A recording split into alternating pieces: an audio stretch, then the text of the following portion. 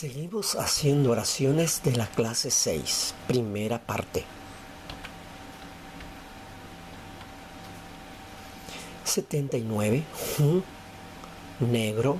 80, Arahaku, verano. 81, Araro, invierno. 82, Moroti, blanco. 83, Punandi, descalzo. 84, Punta, rojo. 85, Sa'yu, amarillo. Ahora vamos a ir haciendo las oraciones. She zapatu hun pora. Mi zapato es bien negro.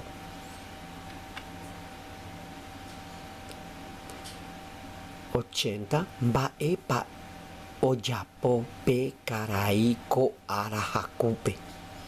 Bae pa oyapo pe karai ko arahakupe. ¿Qué hace ese señor en este verano?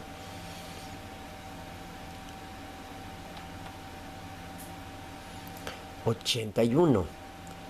Ko araro ho sabe suegra añuawe. Ko araro ho sabe suegra añuawe. Este invierno hace más frío que abrazo de suegra. 82. Shesu omonde petein sai moroti. Shesu omonde petein sai moroti. Mi mamá se pone un vestido blanco.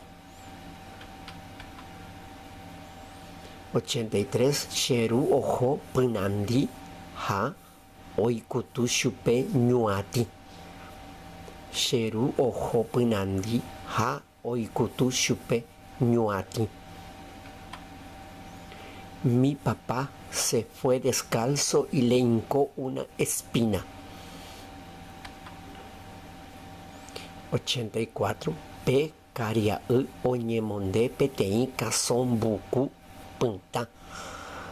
Pe karia oñemonde petein kason buku punta. Este joven se viste un pantalón rojo. 85. Pe mitakuña iñakarangüe sa'yu. Pe mitakuña iñakarangüe sa'yu. Esa niña tiene su cabello amarillo. Espero que esta ayuda les sea beneficiosa y útil para mejorar y dominar su pronunciación en guaraní. Les deseo mucho éxito en su aprendizaje. Les invito a seguirme en mi canal de YouTube, en donde voy a seguir alzando más palabras y más oraciones. Mucho más contenido y quiero ayudarle a mejorar.